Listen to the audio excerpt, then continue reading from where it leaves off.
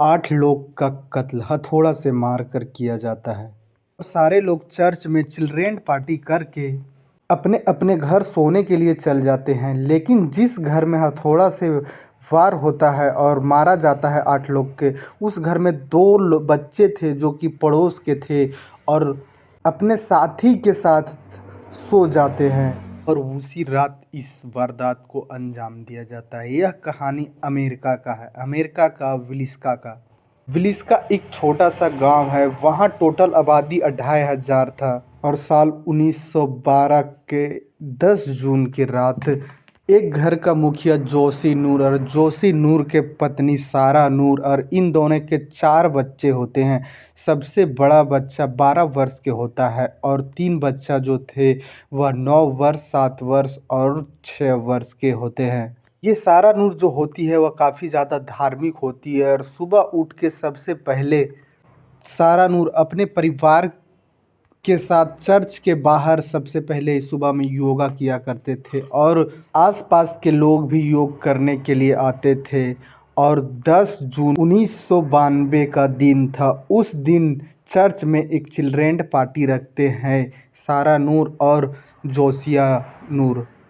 Party ख़त्म होने के बाद सारे लोग अपने अपने घर चले जा रहे थे और जोशिया नूर, सारा नूर और इनके 4 बच्चे भी अपना घर चले आ रहे थे। तभी 2 बच्चे पड़ोस के थे जो कि सारा नूर के बच्चे के साथ दोस्ती था, तो वो 2 बच्चे भी अपने मम्मी पापा से बोलते हैं कि आज मैं सारा नूर के बच्चे के साथ ही रहूँगा और उनके घर वाले इजाज़त दे देते हैं। तो फिर सारा नूर के बच्चे के साथ वो दोनों बच्चे आ जाते हैं और सारा नूर के घर आने के बाद सारा लोग खाना खाते हैं और अपने अपने कमरे में जा कर के सो जाते हैं। सभी कमरे में 2-2 बच्चा सोते हैं और एक कमरे में सारा नूर और जोशिया नूर सोते हैं।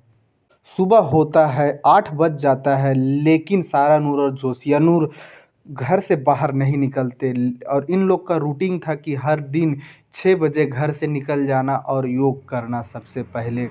लेकिन फिर आसपास के लोग को लगा कि रात में देर रात सोने से इन लोगों का आँख नहीं खुला होगा। फिर ये लोग 1 आध घंटा वेट किए। उसके बाद जब उन लोग का दरवाज़ा नहीं खुलता है तो सारा नूर का भाई वहीं रहा करता था, उसको खबर किया जाता है। उसका भाई आता है और सबसे पहले सामने से दरवाज़ा खोलता है, लेकिन सामने का दरवाज़ा बाहर से लॉक होता है जिस वजह से नहीं खुल पाता है। उसके बाद उसका भाई पीछे की तरफ जाता है और वो पीछे से दरवाज़ा खोलता है और जब अंदर घुसता है और सारा नूर के बेडरूम की तरफ जाता है, बेडरूम में झाँक कर देखता है तो उसका पैरों तले ज़मीन खिसक जाता है और वो दबे पाँव पीछे की ओर भागने लगता है, काफ़ी ज़ोर से चिल्लाता है। जो अंदर का मंजर था वह देखने लायक नहीं था। फर्श पे पूरा खून ही खून था और सर पूरा तरह से कुचला गया था सारा नूर और जोशिया नूर को। उसके बाद पुलिस को खबर किया जाता है। पुलिस और डॉक्टर आती है। पुलिस जब देखती है तो पुलिस और डॉक्टर का भी रूह काँप जाता है। उसके बाद वहाँ के सारे लोग 2500 का संख्या था, सारे लोग इकट्ठा होते हैं और सारे लोग कहते हैं कि हमें देखना है, लेकिन डॉक्टर बोलते हैं कि यह लाश देखने लायक नहीं है। डॉक्टर बताते हैं कि सारे लोग का मर्डर हथौड़ा से किया गया है। सारे बच्चे को भी हथौड़ा से मारा गया था और करीबन 30 बार वार सब पे किया गया था। बच्ची थी जो मारने से पहले जग जाती है और उसका जो मुड़ाव था वह अलग दिशा में उठकर हो गई थी। उसके बाद बॉडी को कब्जे में लेती है पुलिस और उसे पोस्टमार्टम के लिए भेज देती है। पोस्टमार्टम रिपोर्ट में आता है कि सबसे अगर बेरहमी से मारा गया है किसी को तो वो जोशिया नूर को। पहले तो उसको हथौड़ा से मारा गया है, उसके बाद धारदार चाकू से भी इसका सर पे कई बार वार किया गया है। पुलिस फिर कातिल के तलाश में जुड़ जाती है। कई संदिग्ध लोग को पुलिस पकड़ती है, लेकिन जब उससे पूछताछ करती है और उसका मौजूदगी देखती है तो उसका मौजूदगी कहीं और दिखाता है। एक ऐसा संदिग्ध था कैली, वह उसी के अगला दिन ट्रेन में सफ़र कर रहा था और मुसाफिरों से बोल रहा था कि एक घर में 8 कत्ल हुआ है जिसमें 6 बच्चा और 2 बड़े हैं। और यह जो व्यक्ति कैली बोल रहा था वह उससे पहले नहीं तो न्यूज़ में एक खबर आया था, नहीं सोशल मीडिया पर, तो वह व्यक्ति को यह जानकारी कैसे मिला।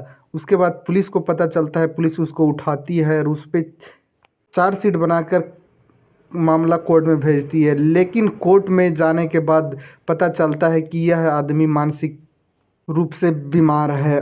और जब इसे कोर्ट इसका डॉक्टर से बात करती है तो डॉक्टर बोलते हैं कि हाँ, इसका मानसिकता खराब है, ये जो सुनता है वही बोलता है। लेकिन वह हर बार यही बोलता था कि यह कत्ल हमने ही किया है, लेकिन इसका कोर्ट में जज बरी कर देते हैं। कुछ दिन के बाद फिर वह व्यक्ति आसपास में ही आकर बोलता था कि यह मर्डर, यह कत्ल हम ही किए हैं। फिर पुलिस उसे गिरफ्तार करती है और कोर्ट भेजती है, लेकिन दूसरा बार भी कोर्ट उसे बरी कर देती है हमेशा के लिए।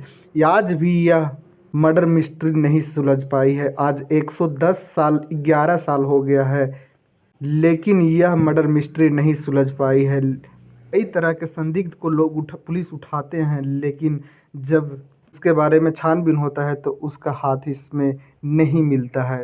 अब यहाँ इसी घर को एक व्यक्ति खरीद कर इसे होटल में तब्दील कर दिया है, और यहाँ जो घूमने आते हैं वह बताते हैं कि यहाँ अभी भी महसूस होता है कि कुछ आत्मा हर एक जगह पे बैठे हुए हैं, बसे हुए हैं। और यहाँ 8 ही लोग को रहने दिया जाता है। रात के वक्त अगर किसी को रहना है तो 8 लोग को चाबी दे दिया जाता है, वो लोग रहते हैं रात भर और सुबह फिर चाबी रिटर्न करके चले जाते हैं। टूरिस्ट प्लेस टाइप से बन गया है। और पुलिस आज भी कातिल के तलाश में है, लेकिन कातिल का पता नहीं चल पा रहा है। इस कहानी में इतना ही। जय हिंद, जय भारत।